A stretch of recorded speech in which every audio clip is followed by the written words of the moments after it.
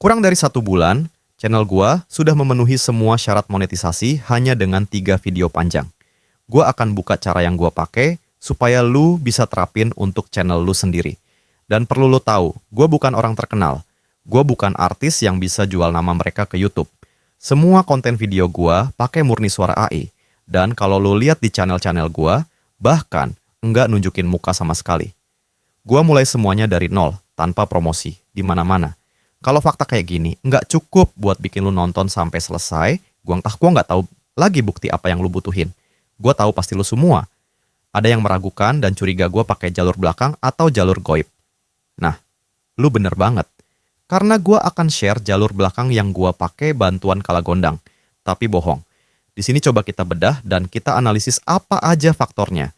Kalau lo lihat video ini karena ingin cari jalan pintas lu salah channel.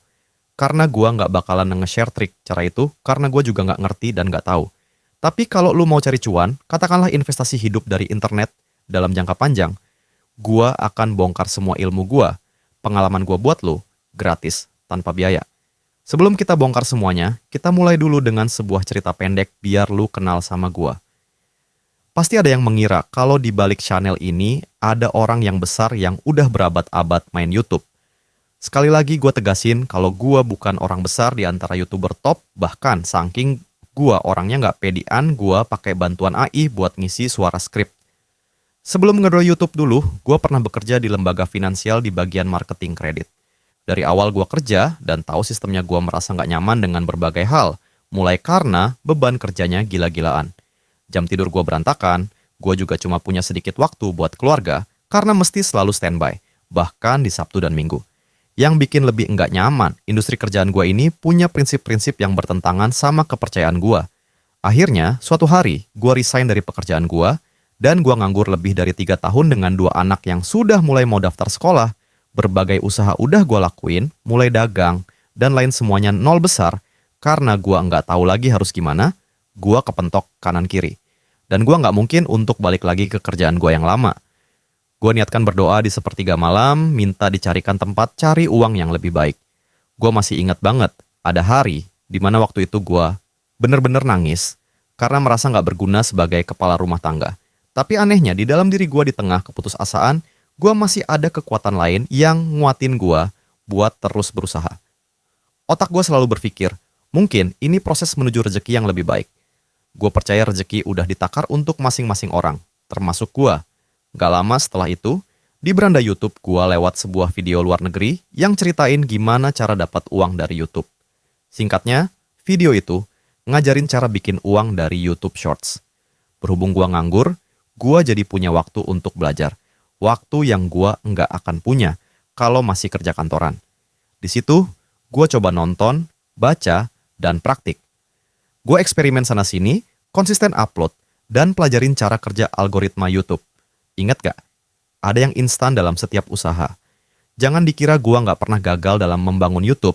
Udah ada puluhan channel gua yang gagal buat bahan eksperimen gua. Ada di salah satu channel gua yang mulai ada perkembangan dari sekian banyak channel yang gua korbanin, gua berhasil kejar monetisasi dalam waktu 45 hari. Dan di channel gua yang kedua yang lain, gua monet dalam waktu 15 hari aja. Ini 3 kali lebih cepat dari sebelumnya. Pertanyaannya, kok bisa? Ini refleksi gua. 1. Thumbnail. Kalau lu mau channel yang mau lu kembangin itu konsentrasi ke video panjang, lu mesti bersaing sama ratusan bahkan ribuan konten yang udah ada. Dan faktanya, kebanyakan orang lihat thumbnail dulu baru judul. Logikanya begini, antara judul video lu sama judul yang ada di thumbnail itu, lebih besar mana? Jelas, lebih besar thumbnail kan? Dan secara otomatis orang akan ngelihat konten lu bukan berdasarkan judul lu, tapi thumbnail lu. TP ini nggak mengesampingkan pentingnya judul video ya. Terus gimana cara buat thumbnail yang menarik? Gini, gue cari di YouTube, pakai kata kunci calon judul gue, misalnya cara re-upload YouTube Shorts. Lalu, gue pakai extension Google Chrome Feed EQ buat cek video dengan view per hour, VPH, tinggi. Kalau VPH tinggi, berarti entah judul dan SEO-nya bagus atau thumbnailnya menarik. Sebelumnya, gue jelasin apa itu VPH. VPH adalah alat yang ada dalam VDIQ untuk melihat konten mana atau topik mana yang akan menjadi viral. Nah, dari sini Gue terapin prinsip cara sederhana. Familiar tapi tetap beda. Artinya ada kemiripan sama thumbnail yang udah ada, tapi gue kasih twist biar konten gue lebih menonjol. Misalnya, gue pakai elemen yang familiar, penghasilan dan logo shorts. Tapi gue bedain dengan desain putih polos dan teks seadanya. Ini bikin orang tahu konten apa yang bakal dibahas sekaligus penasaran dengan sesuatu yang baru. Struktur video, ingat, setiap video viral pada dasarnya punya struktur formula yang sama. Kalau lu mau cuan dari internet, lu harus pegang ilmu ini. Nggak peduli video lu shorts atau panjang. Hampir semua hal punya formula. Dan itu yang gue pakai buat bikin skrip di channel ini. Oh iya, sebentar. Semua skrip gue original ya. Gue bikin sendiri tanpa bantuan GPT. Jadi, jangan ada yang nanya, pasti pakai prompt GPT buat video panjang. Ya. 3. SEO untuk video panjang. Kata kunci di thumbnail, judul, dan deskripsi itu penting banget. Gue pakai extension VidQ buat cek video populer dan VPH tinggi. Dari situ, gue bongkar ulang judul mereka dan tulis ulang. Untuk judul dan deskripsi, gue paste skrip gue ke ChatGPT buat dibikin yang SEO friendly, lalu gue edit lagi sesuai selera gue. Hasilnya, gue pastiin skornya hijau di VidQ sebelum gue pakai. Jangan ambil mentah-mentah judul yang disaranin sama VidQ, perlu lu baca ulang lagi dan lu telaah lagi. Kalau sekiranya judulnya kurang masuk akal, lu bisa buat ulang di situ sampai checklist hijau. 4. Interaksi. Nah, ini nggak kalah penting, ya interaksi. Awalnya gue jawab komentar karena pengen berbagi pengalaman gue aja. Tapi ternyata, semakin kesini gue paham kalau algoritma YouTube suka video yang punya banyak interaksi, seperti komen dan likes. Makin banyak komennya dan semakin lu tanggepin komenan itu, maka YouTube akan makin banyak promosiin video lo. Tapi, cara ningkatin interaksi itu bukan pakai akun bodong buat komen sendiri. Cara terbaik adalah bikin konten menarik yang bikin orang mau diskusi. 5. Durasi video. Buat durasi video yang panjang. Kenapa gua saranin lo buat video panjang? Gini, di beranda gua, yang paling banyak didorong adalah video di atas 10 menit. Ini sesuai logika periklanan YouTube, karena iklan mid-roll hanya bisa ditampilkan di video di atas 8 menit. Karena YouTube adalah media bisnis yang akan menjaring para pengiklan agar mau ngiklan di platform mereka. YouTube mau orang nonton selama mungkin, supaya mereka bisa nampilin lebih banyak iklan. Semakin banyak iklan yang masuk, maka keuntungan mereka semakin besar. Makanya, gue pastiin video gue cukup panjang, tapi tetap padat dan berbobot. 6. Jadi antitesis jadilah berbeda di antara yang lain. Jangan terlalu banyak percaya sama kelas-kelas yang berkeliaran di luar sana. Bukan berarti semua kelas itu pasti jelek, tapi banyak channel tutorial yang sekadar jualan kelas. Gue ambil pendekatan berbeda.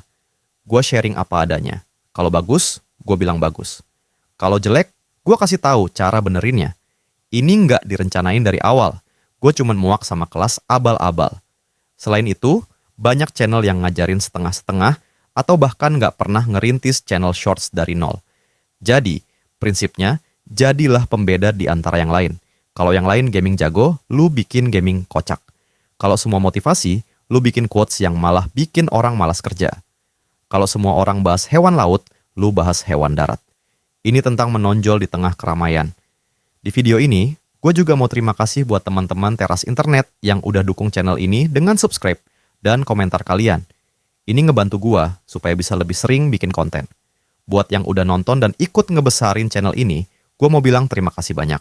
Tanpa kehadiran kalian, channel ini bukanlah channel apa-apa.